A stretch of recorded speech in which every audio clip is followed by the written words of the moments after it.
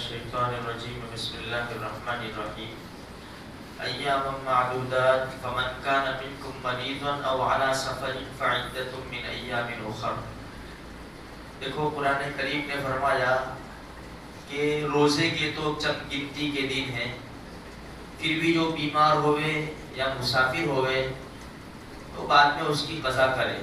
اب آگے ایک آیت کا ٹکڑا ہے، کیونکہ قرآن کریم جب نازل ہوتا تھا تو احکام بدلتے رہتے تھے کبھی کبھار۔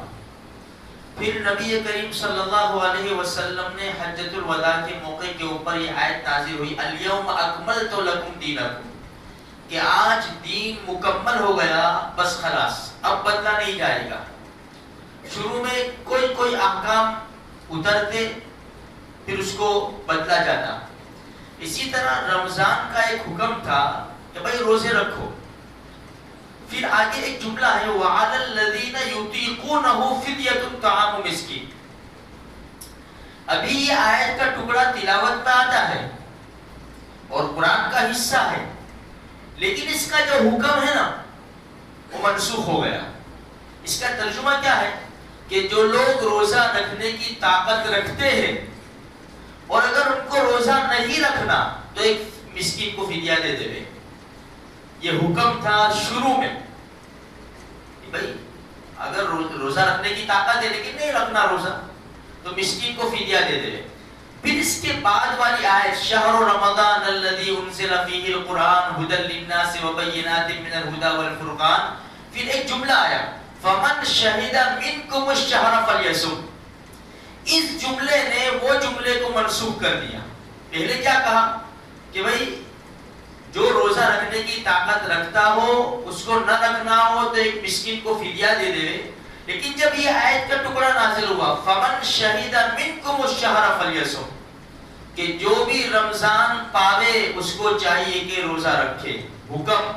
اب یہ آرڈر آیا کہ اب روزے فرض،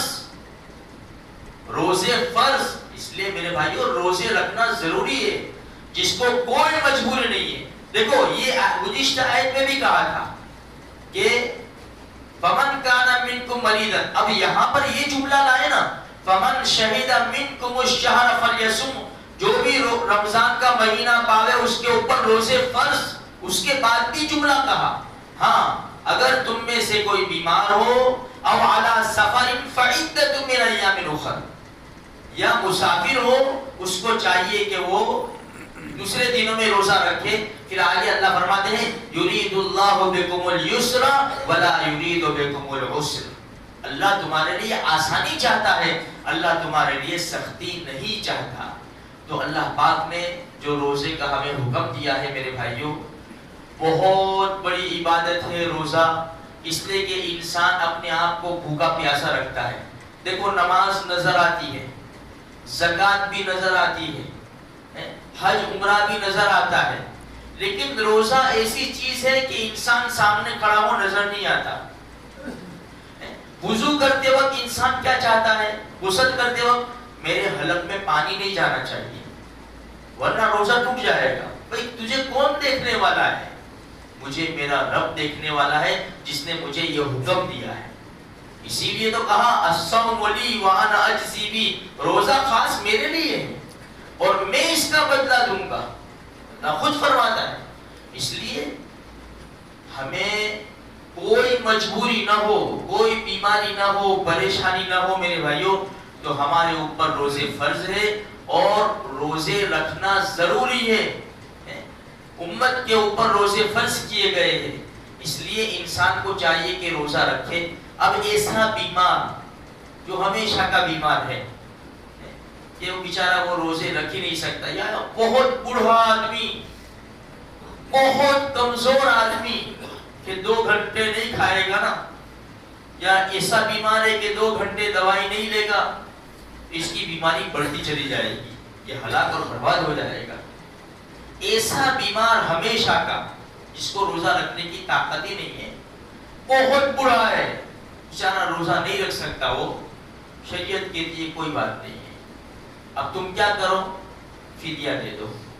ایک روزے کے بدلے میں ایک فدیہ دو. ایک فدیے کی مقدار جو صدقہ فطر دیتے ہیں نا، 2.25 کلو گیہوں، یا اس کی قیمت ہم اپنے گھر میں جو گیہوں کھاتے ہیں اس اعتبار سے 2.25 کلو گیہوں یا اس کی قیمت ایک روزے کے بدلے میں دے. اچھا، اب یہ مسئلہ ایسا ہے کہ بھائی پہلے نہ دے، مناسب یہ ہے کہ بعد میں دے. بھائی 10 روزے ختم ہوئے پھر دے دو، 15 ختم ہوئے پھر دے دو، یا مہینہ ختم ہو جائے اس کے بعد دے دو.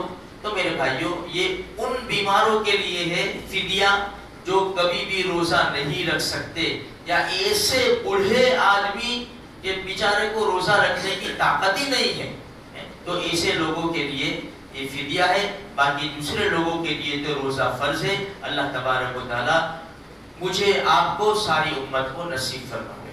درود شریف.